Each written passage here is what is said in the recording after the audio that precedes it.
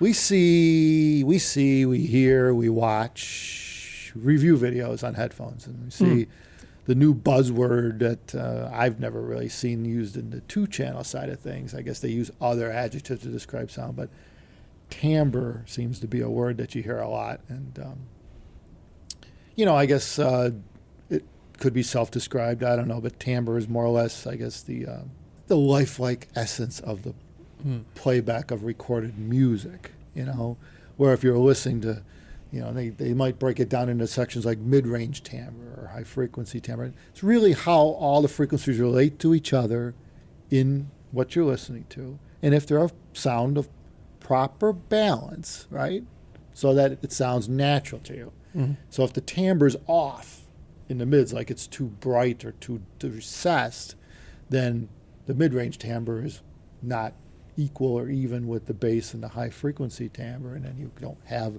It doesn't sound real. It sounds like somebody mixed it wrong, right? Mm. So, but the thing is, what I think more than that, what we want to talk about is like within a given high-end system, what creates timbre or what varies the timbre of the music. And, Well, everything. Go. Yeah, everything. Yeah. And that is the word. That's true, And I think more than what people appreciate. A bit of everything and nothing at the same time, though. Because... you do see a lot of weird focus at times. I've seen quite a few people that talk about how this one thing totally changed their system. And wow, it totally solved my problems. And maybe for them it does. But usually they either have unusual tastes, they're a little outside of the norm, or they had something wrong with their system and it was correcting a problem that most people don't have. Well, yeah, you could just yank one cable out and put a different one in and bam, that issue goes away or resolves itself. And actually, cables are a huge part of timbre. People don't realize it, but the part of timbre is that harmonic structure and the fine details of the music. It's not the brute volume of it. It's the milliwatt range, not the watt range. And so timbre is created with those little tiny signals. And that's the stuff that gets filtered out with shitty cables, shitty power, cheap equipment, cheap speakers. Well, yeah, high noise floor. Yeah, noise floor. Yeah, all this stuff is basically masking or eliminating the system's ability to reproduce subtleties. This tiny range of music. That's where the lifelike essence is of timbre, and that's what even you can be off on tonality a little bit here and there, which means the freak response is a little off, right? But if you throw in a gob of timbre or harmonic richness, a dollop of timbre, life is good. Yeah, you need turn up the timbre knob. Oh yeah, Someone you should need make one a of those. timbre. Timbre You probably could. Yeah, you could probably combine it's like a bunch of tubes reverb or something. with right. Yeah, just throw a set exactly. Just throw a set of tubes in there. Call it a day. It's a tricky thing though, because it really depends on the state of your system, and it's not really like a one size fits all type of deal thing. It's very difficult to say this is the perfect formula to have perfect timbre. Yeah, that's impossible, actually. So you see people talking about that, saying, wow, this fixed my problem. Then other people do the same thing, and it doesn't do anything for them, or it makes it worse. It is a system-by-system basis. And, in fact, with speakers, it's room-dependent, way room-dependent, too, which is another variable. Well, no one's variable. in the same room. Yeah. So, therefore, you're right. That's the same deal. Someone says, oh, this fixed my problem. And the guy's like, oh, don't do mine. Well, yeah, because he had a different problem you did. You just described it the same, right. But the cause was different. So yeah, there's so many factors when you start thinking about it. Because even if you had the same size room and everything, it's like, what about the wall construction, the floor? How maybe you got higher height of the ceiling, the dimensions of the room. So yeah, where are you sitting? Where is the furniture? How many people are in the room? Where's the windows? What's the couch you're sitting on made out of? Rooms are brutal. Yeah. Well, fortunately, in the headphone world, we don't have to freaking deal with that. That's nice. Your room is preset. How well that is done is a different story. But now in headphones, true, that's come to think of it, some things that do change timbre are the headphone itself. And you see that with headphone makers that need to use large amounts of damping material in their headphones where they're trying to dampen the driver for whatever reason. Usually it's to make it sound softer or quieter. And that will actually, to me at least, you're filtering out the negatives, but you're also filtering out very low-level detail, which again will diminish the lifelike presence of the sound. It just can't help it. It's going to filter it out, and that's what you're looking at. It's an acoustic filter, versus not having anything there. So a lot of headphones do that. They, through meshes they use to protect themselves, or on the headphone, on the ear pads, there's a mesh. There might be a screen inside. There could be absorptive materials inside, and all that is additive to kind of diminishing that lifelike presence. Yeah, well, we tried a lot of stuff trying to figure out what we were going to put in the ear pads. And yeah, they all do something different. They all sound different. Yeah, just by the material itself. Yeah. Could have the same shape. Yep. It's just the surface material. The surface of the material will make a difference, and how it reflects the music internally. It sets up the acoustic, and the driver and the wiring and everything. But even beyond that, though, the material could even be the same. We've had a few examples where the material was claimed to be the same material. It's just the way it was constructed was different. The pore size and the surface finish makes an impact. Sometimes very considerable impact into specific frequency ranges. If you look at different foams, sometimes the very top surface of the foam is kind of like skinned over. Right. And that makes a big difference compared to something that was out of a big block and it was cut, and now you have exposed pores. Yeah, it goes from being absorptive to reflective. Yeah. Yep, totally changes it. So it's really sensitive. And it doesn't take a lot. You're talking about tiny pieces in headphones. You don't need a lot of this stuff. But some places do use a lot of it in various ways that are, might not be visible to the average consumer. Most people don't rip open their headphones and go, oh, there's a block of foam inside. Mm-hmm. I mean, most take it at face value, and the way it sounds is the way it sounds. But yeah, you could make it sound like, with the same driver, you could make stuff sound like whatever you really want to. You could drop the highs way into the mud, or open it way up. That's a lot of modifiers, right? They take a driver, put it in a totally different enclosure, and wow, it sounds way better. Yeah. You could totally change it. Yeah, right. It's the eye beholder. But bottom line is that has to do with the manufacturing side of it. But from a system standpoint, where customers have control over, is where we want to talk about really where you can improve. And I would suggest, the biggest suggestion to me is pay particular attention. Given a system, and you have good DAC source, right? Good amp, good headphones. Your next objective is the cable chain, and that will definitely change the way low frequency information gets to the ear. So you have to start experimenting with that and say, well, change an interconnect, change the headphone. A lot of people play with the headphone cables, which makes sense. It's like the equivalent of a speaker cable. Well, yeah, same thing. Yeah, You're plugging into an amplifier, and you have a speaker load at the other end, and a cable in between is like a speaker cable for headphones. But I suppose one of the more complicated things about this, especially in headphones, is different things have a different amount of control over the final audio. So some things are really fine knob, and you can make an adjustment with them, but it's not necessarily as coarse as you need in a particular circumstance. So what works for you may not work for another. And this is the sort of thing that I suppose experience really aids in. That's true. I mean, you might have a bright piece of gear in there, and no matter what cables you put on it, sure, you're working toward the goal of dropping down that brightness, but the reality of it is you're not dealing with the root cause of the problem, which is the source being bright. So trying to use cables as tone controls is kind of an old school way of doing it.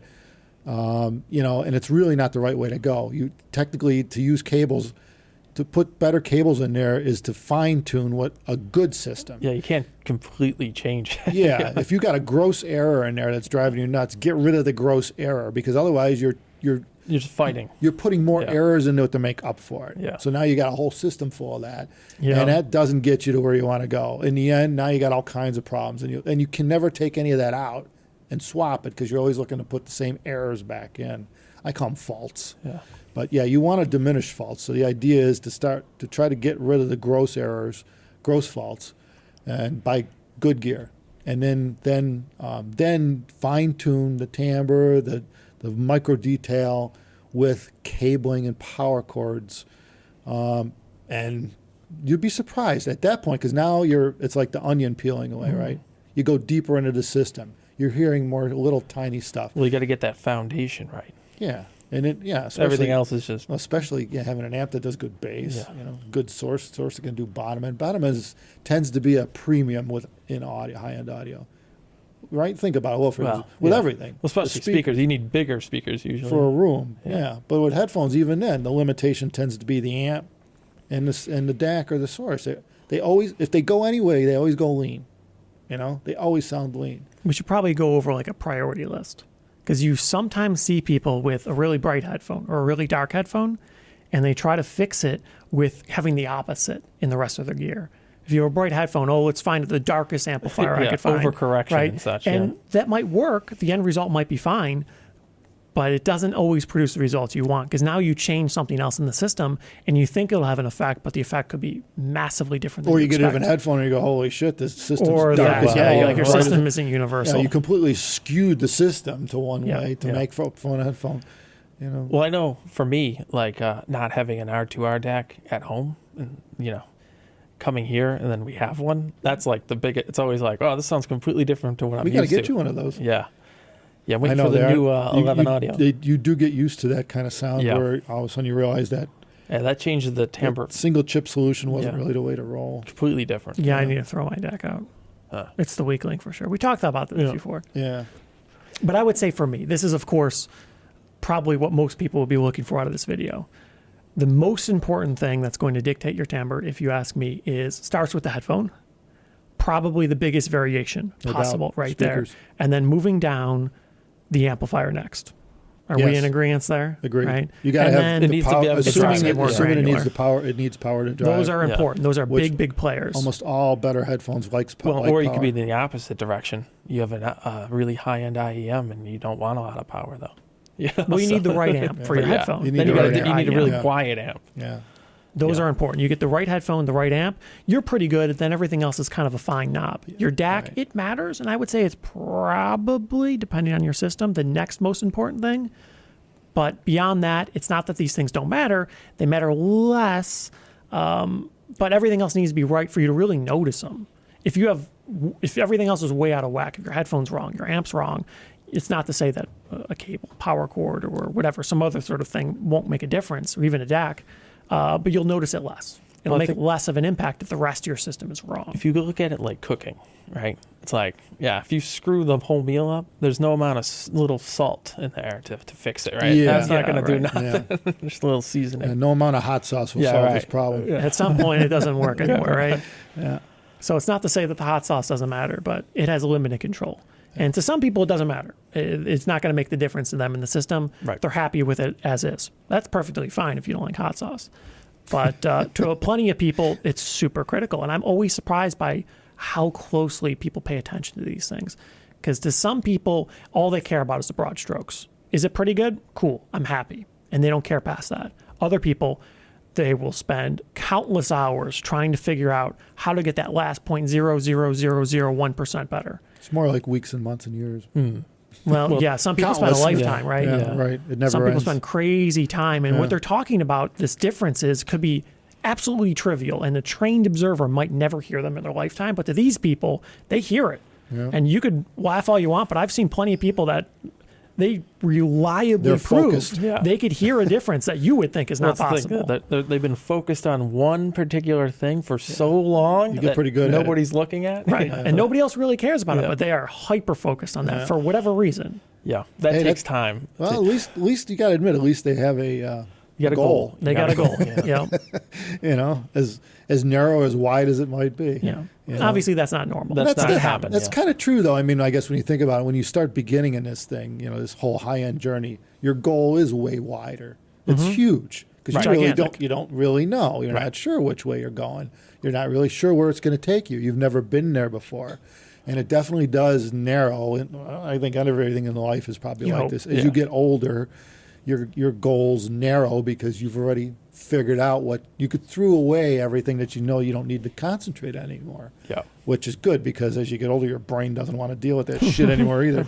So anyway, I guess we really, as usual, gone in a tangent on this. Well, it's a but- fickle subject. Well, I mean, we like 10 years ago, whenever, when we were just getting into headphones, we ran into that. It's like you didn't really know anything, and now you're like thinking, was there ever a time we didn't know anything about this? Yeah. Some things are so obvious, You right? forgot what you didn't know already. Yeah. Yeah. And it's tricky.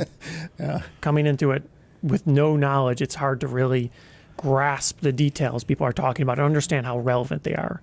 Because sometimes people talk about something like it's so substantial, but it's not. Yeah. Well, they're talking But- to other people that are at can't that see the same forest level. for the trees and all Yeah. that. Yeah, effectively that. Yeah. But in a little community, sometimes these things matter more than they probably should. But if that's where you are, that's good. That means everything else is eliminated. You hope, and you're really focused in on the narrow things. Well, bottom line, don't be afraid to try anything. You know, I mean, keep an open mind about everything. It'll allow you to experiment on your own personal journey on this audio experience, and then you figure out what works for you. That's really what, bottom line is what matters. Some things don't work for people, and other things work well for people. So you really just got to try it. Never go into something going, that's not going to work, or some guy told me that doesn't work. People don't know everything. Yeah. Without a doubt, Yeah. you got to be open-minded. We've ran Otherwise, into a it's- few of those things I lately. run it all day long. Where I was like, I don't think this is gonna be worse, and then it turns out to be Try better. it. Yeah, you got to try it. Yeah, because it might work for you. Yeah. And I've that's all seen that far too matters. many things that work that shouldn't have worked. Yeah, tell me about it. Yeah, don't be afraid of that. That goes for anything in life. Don't excuse something out of sight just because it's like, well, I don't think so. Now, I wouldn't go trying jumping off of bridges thinking you could fly or anything. Well, yeah, That's probably not going to work out. That's a different thing. could Yeah. be a problem. Trust me, you won't fly. But You will maybe. hit hard whenever you do hit something. Have you ever tried it? No, Yeah. but I could picture that. You're right. I've never tried it. But physics and everything I've ever learned in life has taught me that gravity is a bitch. Yes. I guess you got to look at the risk versus reward, and on that one, maybe a little skewed. Yeah, I think that Well, the one. reward is great. If you could fly, that'd be pretty cool. Yeah. But I don't think that's the way to find out. Oh, probably You not. need a backup plan Yeah. in case you can't fly. Yeah. Like a trampoline, a mattress, A trampoline. a lot of foam. I wouldn't jump off a bridge onto a trampoline. A No. lot of Yeah, foam. A lot of foam. Okay. On that note, we better get the hell out of here. Thank you, everybody. Well, please subscribe. The holidays are coming, so Santa might be here, so you don't want to miss that. Oh, yeah. Take care of yourself.